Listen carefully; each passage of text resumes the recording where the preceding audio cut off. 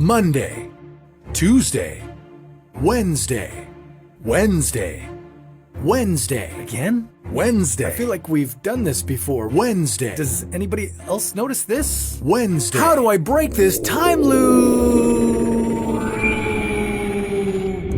Could you tell if you've been living the same day all over again? How many times did today really happen?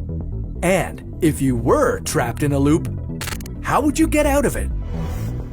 This is What If, and here's what would happen if you got stuck in a time loop. You know that feeling of déjà vu when you just know you've seen this happen before? Now, imagine if your entire day is a big déjà vu moment, and tomorrow, and then the day after tomorrow, and nobody seems to notice it but you. What would you do to break the cycle? And what would happen if you died?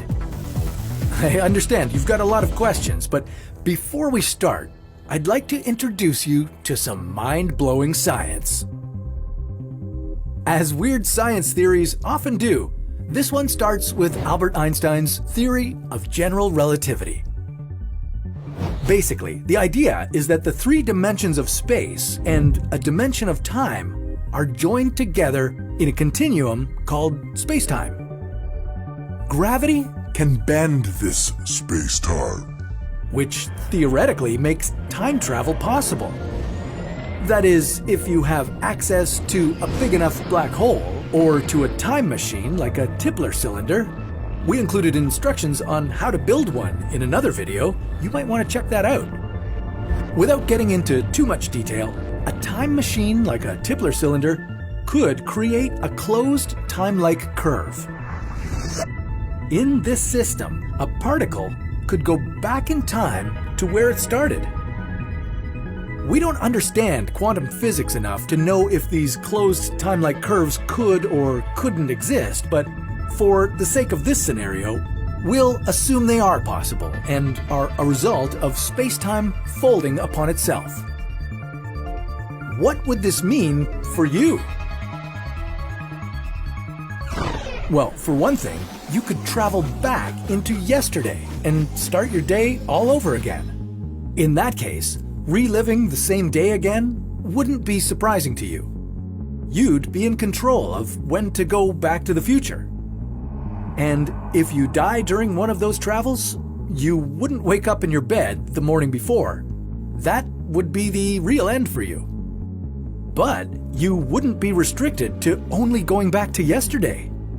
You could travel back to the time when you were born. Take a heck of a trip down memory lane.